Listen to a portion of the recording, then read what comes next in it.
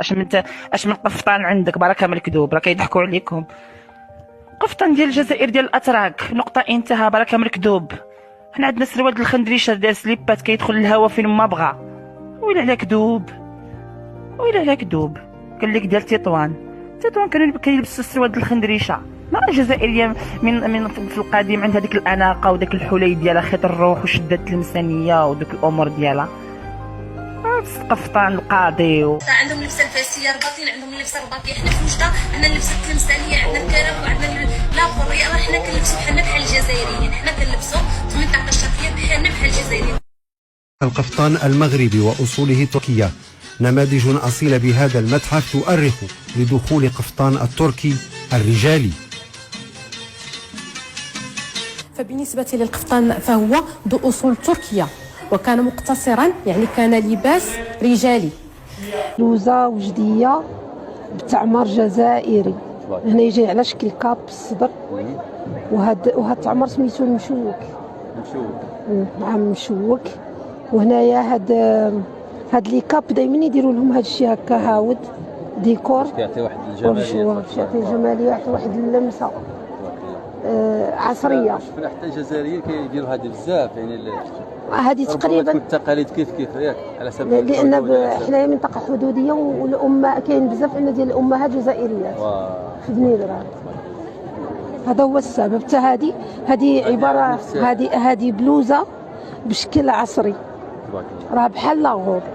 هذه حتى هي نفس بحال لاغوب، هذه راه الفصاله ديالها بحال لاغوب. راه كل شيء كله منبت.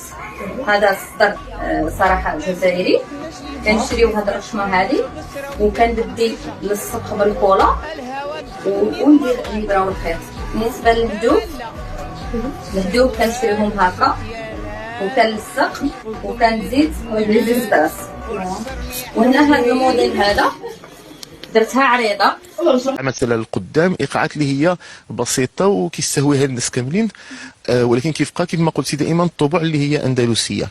ثانيا بحكم الهجره الجزائريين خصوصا الى تطوان ابتداء من سنه 1830 بعد الاستعمار الفرنسي للجزائر، دخلوا معهم الجزائر مكونات حضاريه وتقاليد جزائريه. وتعرف انه في المغرب كامل الجزائريين كاين تاثير عثماني كذلك. تماما تاثير عثماني، لان كانوا مفعمين بالحضاره العثمانيه.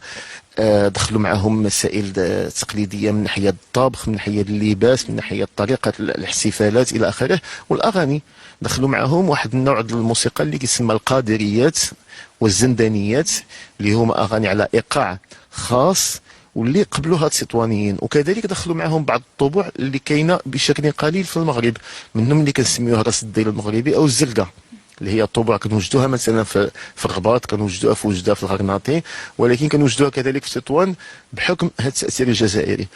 ومن ناحيه اخرى الزاويه، وخصوصا الزاويه الحراقيه والزاويه الريسونيه، كان عندهم دائما السبق من الناحيه الموسيقيه في مجال الامداح. لهذا تكونت مدرسه موسيقيه قائمه بذاتها في الزوايا، خصوصا الزاويه الحراقيه. هذه الزاويه عطاتنا نمط موسيقي وشكل موسيقي جديد.